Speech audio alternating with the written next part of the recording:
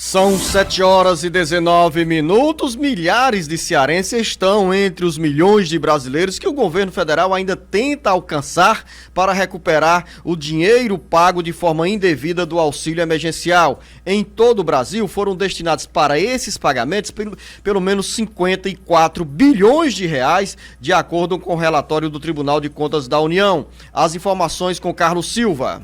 O Tribunal de Contas da União informou que 54 bilhões e 700 milhões de reais de recursos públicos foram pagos indevidamente como auxílio emergencial. Segundo informações do TCU, cerca de 7,3 milhões de pessoas podem ter recebido o auxílio de forma irregular e outras 6,4 milhões de mulheres podem ter sido contempladas com a cota em dobro sem merecê-la. De acordo com o TCU, o alto índice de fraude teve como razão o desenho da política de concessão do auxílio, que determinou que os critérios de elegibilidade seriam feitos apenas no pagamento da primeira parcela. Nos meses seguintes, por exemplo, não houve verificação dos beneficiários. Outra causa é a deficiência dos bancos de dados públicos sobre o público-alvo.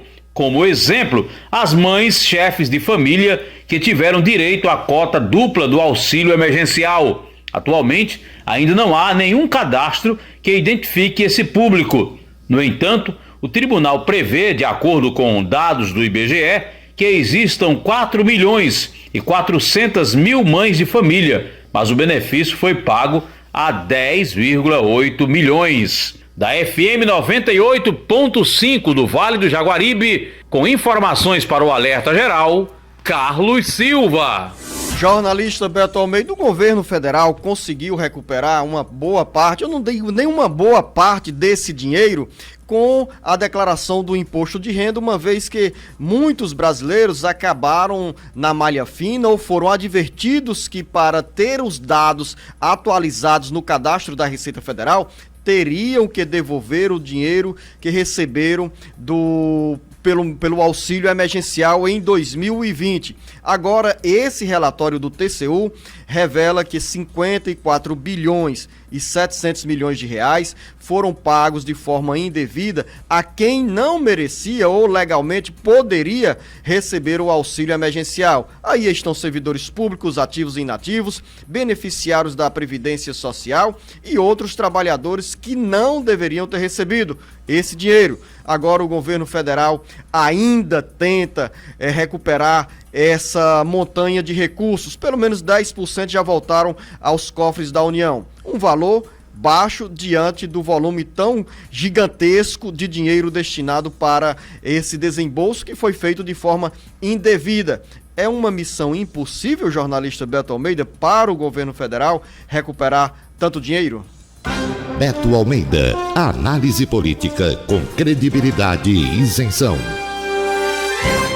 Luzeno, olha, eu não diria bom dia para você, bom dia para os nossos ouvintes, né? Um bom começo de semana. Eu não diria que é impossível, porque o governo já deu um avanço significativo com a questão do imposto de renda. Quando ele vinculou a identificação nessa base de dados de declarantes do imposto de renda que receberam o benefício e não se enquadravam dentro das condições. E muita gente foi pega de surpresa, Luciano. É óbvio, nós estamos falando aqui de uma parcela da população que teve um rendimento acima do estabelecido, porque muita gente acreditava o seguinte, o governo muita gente alega o seguinte, olha, que o governo em nenhum momento disse que haveria a possibilidade de devolução desse valor. O que ocorre é que muitas pessoas, de fato, principalmente servidores públicos, da ativa e inativa, receberam sabendo que era indevido. Outras categorias de pessoas, de brasileiros, de trabalhadores, realmente não estavam inseridos dentro dessa condição de saber que eram irregulares. E aí é que mora, que eu acho, a injustiça. Tem muita gente, Luciano, que estava com familiar desempregado, tem gente que estava sem renda naquele momento, depois veio a acrescentar renda ao seu patrimônio e no final final o imposto de renda soma tudo. Então são pessoas que na realidade hoje estão sendo literalmente penalizadas. Gente, Luciano, que teve que devolver R$3.600, R$1.800. Você tem isso de uma única vez. Tem gente aí ainda inadimplente com a Receita Federal. Então o governo também tem que separar um pouco aí, como se diz, o joio do trigo.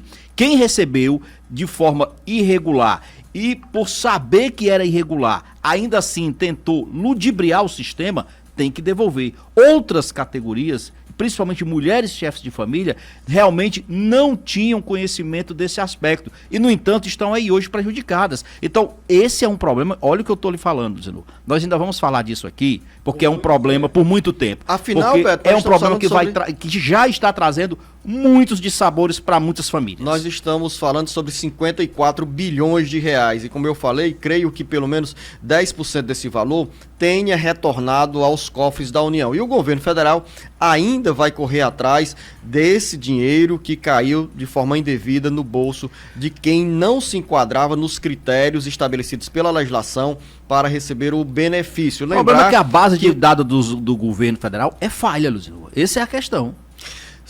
Nós estamos no Jornal Alerta Geral, dentro do bate-papo político, e outro assunto que também mexe com o bolso de muita gente, agora com os segurados da Previdência Social. Durante a reforma previdenciária, jornalista Beto Almeida, o Congresso Nacional criou uma brecha que o governo federal interpreta hoje como o milagre da aposentadoria. Pela brecha, tem um mecanismo que faz com que o valor do benefício seja aumentado, e isso contrariou os técnicos do governo federal, do Ministério da Economia, que agora querem rever essa legislação. Sátiro Salles. Técnicos do Ministério da Economia preparam uma medida provisória para corrigir uma brecha na emenda à Constituição Federal aberta na reforma da Previdência Social e que permite a muitos trabalhadores terem valores mais altos na aposentadoria.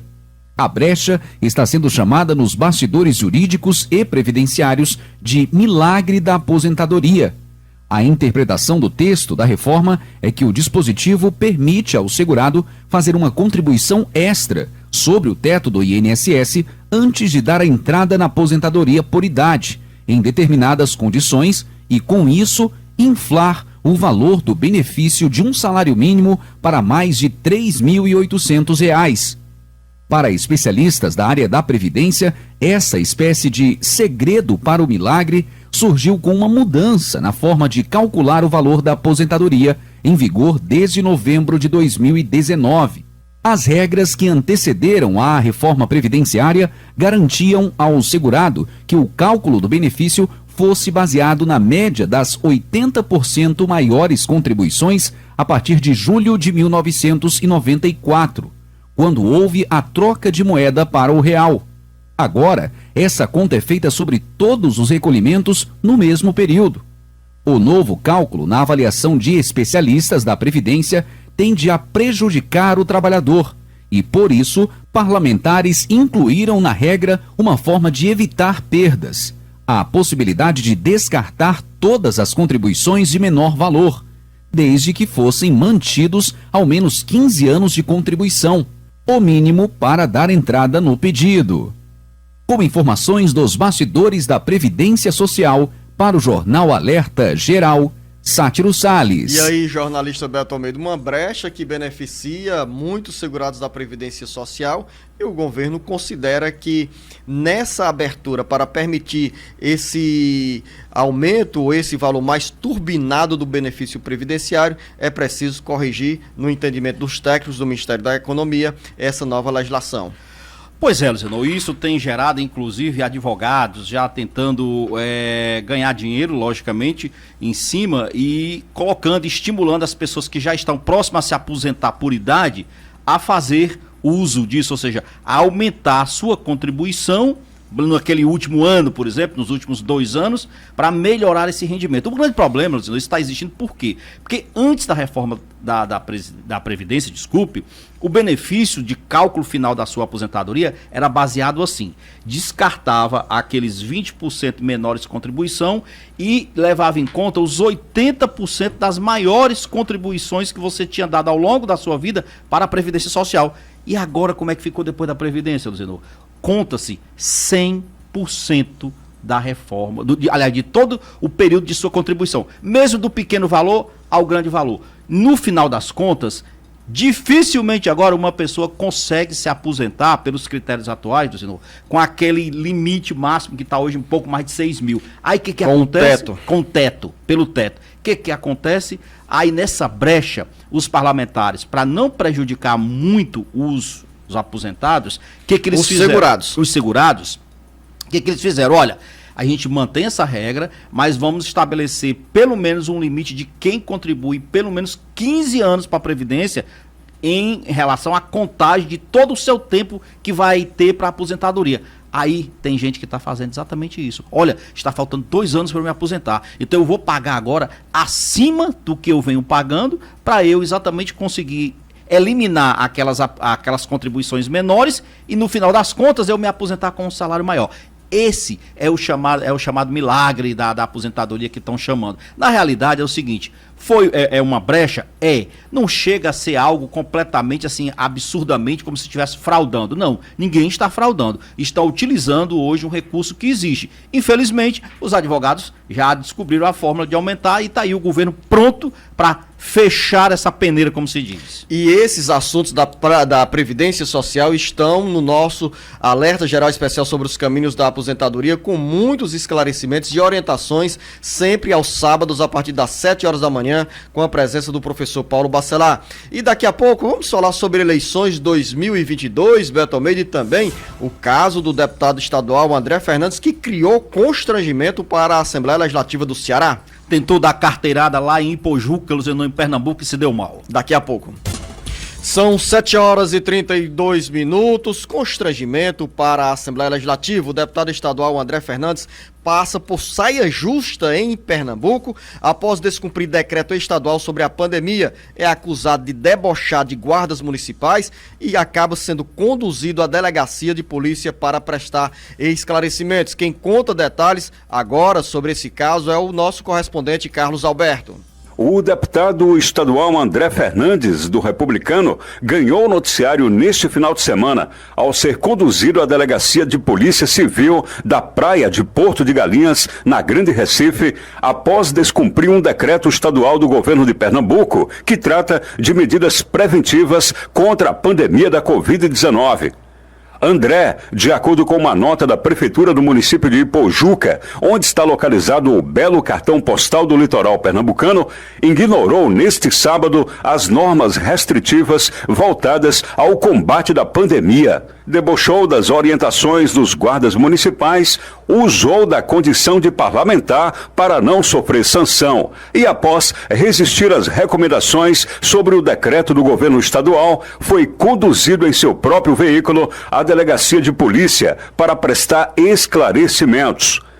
Segundo ainda a nota, o deputado André Fernandes, então, na tentativa de se esquivar, se apresentou como deputado, afirmou possuir imunidade parlamentar, alertou que ninguém poderia tocá-lo e disse que não iria para a delegacia, além de dizer repetidas vezes que um decreto não está acima da Constituição, portanto, não estaria violando nada. Ao final da nota, a Prefeitura de Ipojuca comunicou que todo o fato será encaminhado pela delegacia ao Ministério Público e à Assembleia Legislativa do Ceará. Com informações dos bastidores políticos, para o jornal Alerta Geral, Carlos Alberto. O deputado estadual André Fernandes, jornalista Beto Almeida, poderia ter evitado toda essa situação de constrangimento, de mal-estar para a própria Assembleia Legislativa, casa a qual ele pertence aqui no Ceará, e se tivesse respeitado essas normas que são baixadas pelos municípios brasileiros, pelos governos estaduais,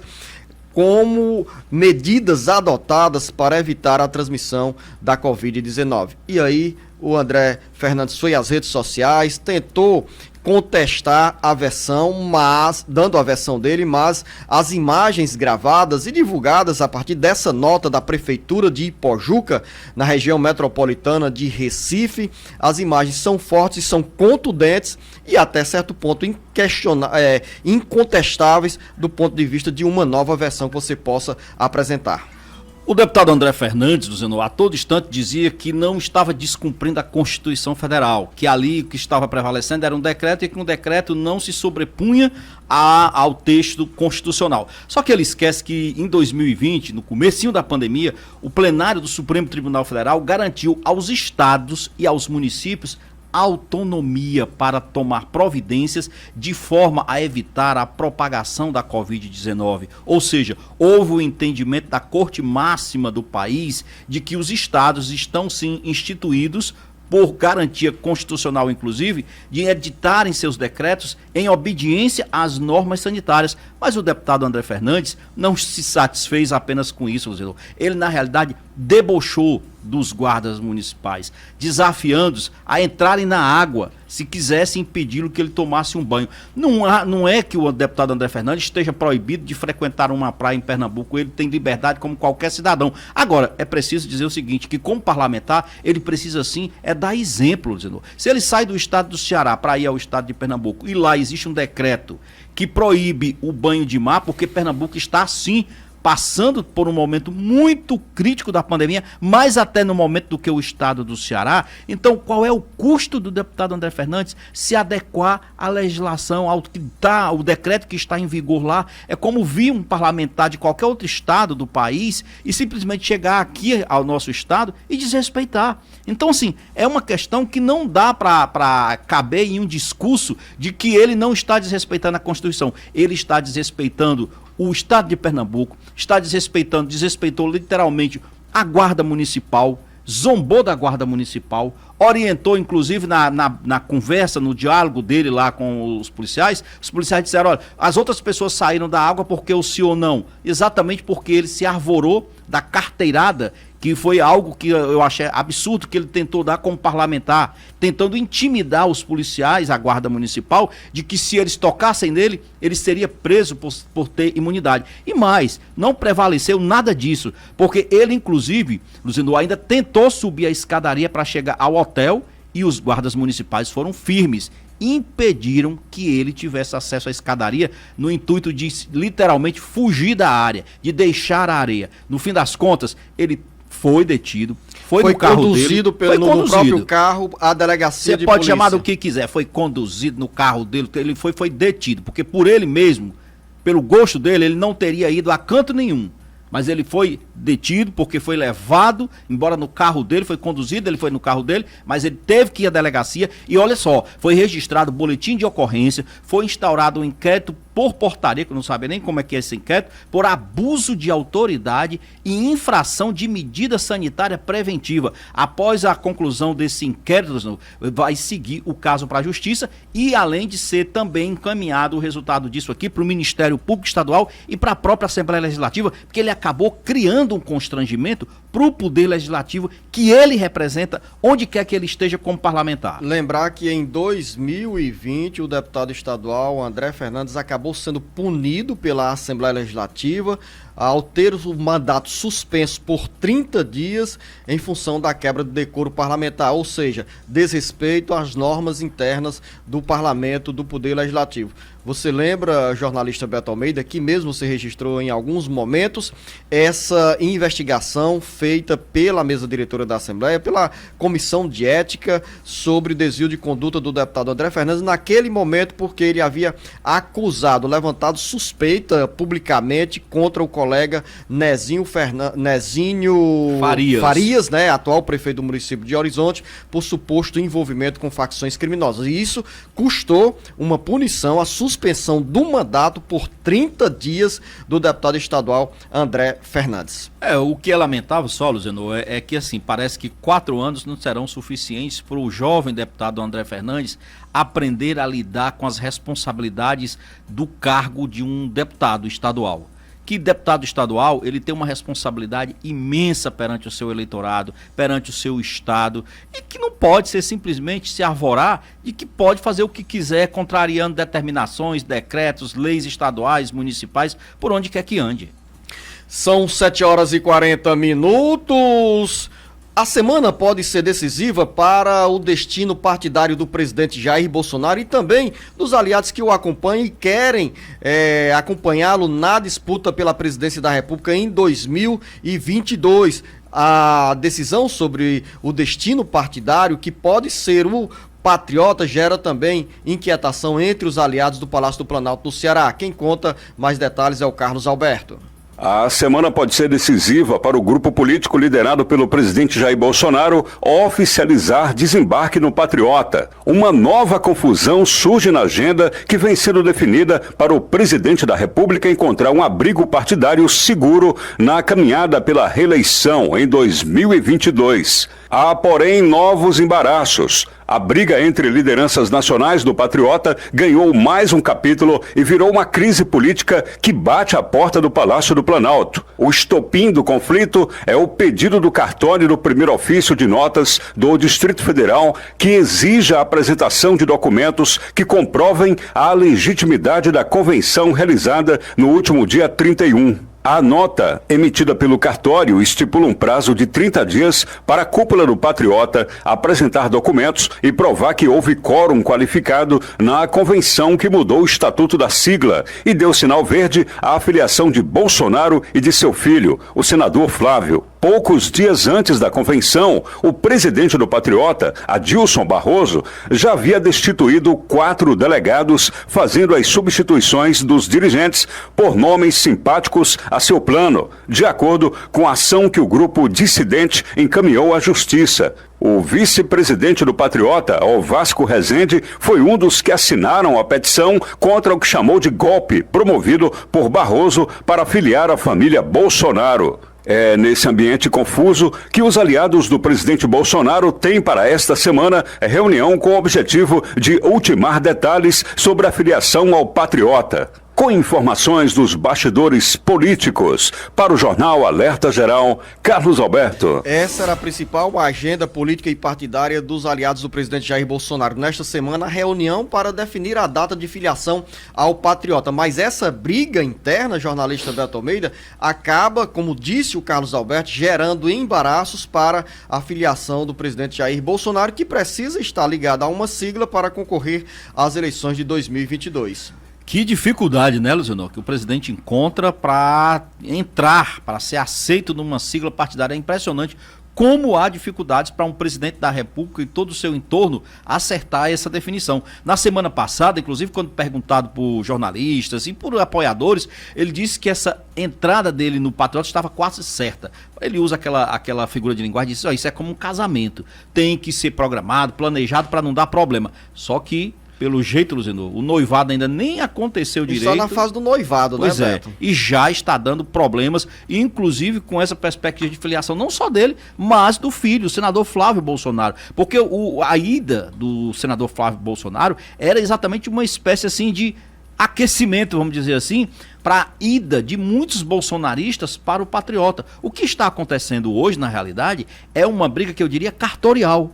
É uma briga pelo comando do partido a partir das orientações dadas pelo presidente Bolsonaro para receber esse grupo dele. Então, hoje, a preço de hoje, segunda-feira, Luciano, a dificuldade para se entrar no Patriota, pelo menos o presidente Bolsonaro e seus filhos, é muito difícil e é muito incerto. E tem também um aspecto, Beto, o presidente ainda tem um bom tempo para se filiar a um partido político, mas com a corrida avançando na disputa pela presidência da República, é importante que qualquer pretendente ao cargo máximo da política brasileira, e no caso o presidente que já tem um mandato, vai concorrer à reeleição, tenha tranquilidade para montar a estrutura partidária que o levará à disputa em aliança com outras siglas. E essa situação acaba gerando, sim, essa instabilidade para os novos militantes que irão ingressar no Patriota ou em outro partido acompanhando o presidente Jair Bolsonaro, porque gera também uma expectativa que tem reflexo na política do Ceará. Afinal, tem, por exemplo, o deputado federal Capitão Wagner, que é do Republicanos, que é pré-candidato ao governo do estado, já está se articulando para se filiar ao PSL, mas não deixa de ser também o patriota alternativa para o próprio Capitão Wagner, porque ele estará no palanque do presidente Jair Bolsonaro Bolsonaro aqui no Ceará. E você disse que falta tempo, de fato tem tempo, aliás, falta tempo, não, sobra tempo, aparentemente sim, mas nem tanto, Luciano, porque esta situação de indefinição causa insegurança. Insegurança para todos que vão, na realidade, buscar votos, que vão sair candidato. Precisa que essa nova realidade seja adequada, que os novos apoiadores de Bolsonaro entrem nos seus estados, na sigla do Patriotas, e que tenham, principalmente, segurança jurídica. E para finalizar, Beto Almeida, você falou sobre um projeto do governo federal para facilitar o acesso dos policiais à casa própria. Luciano, esse projeto, na realidade, ainda não foi concluído, finalizado, e a expectativa é que ele seja apresentado agora nos próximos dias. Por que isso? Lógico, o presidente Bolsonaro solicitou ao ministro da Economia e também à Caixa Econômica Federal que elaborem um plano, Luciano, de financiamento imobiliário, mas começando pela categoria dos militares, policiais e bombeiros. E qual é a diferença e o chamativo desse plano imobiliário, desse crédito imobiliário? É que ele vai financiar casas, imóveis para os policiais, Luciano, com 100%. Tá certo? Do financiamento feito pela Caixa Econômica. Hoje você sabe muito bem que para entrar com pedido de financiamento de um imóvel na Caixa Econômica Federal, a Caixa só financia o limite máximo de 80%. Até os 20% restante, quem está interessado em contrair aquele empréstimo, ele vai ter que dar como entrada. No entanto, essa proposta ela é diferenciada exatamente porque ele está garantindo o financiamento de 100% do imóvel. E muita gente já está aí fazendo as críticas, as avaliações de que o projeto, na realidade, o presidente Bolsonaro, é uma tentativa de Bolsonaro tentar agradar aos militares, que é exatamente a base dele. Mas o governo parece que já reagiu a isso, está dizendo que não serão apenas a categoria dos militares, mas outras categorias também serão beneficiadas com isso.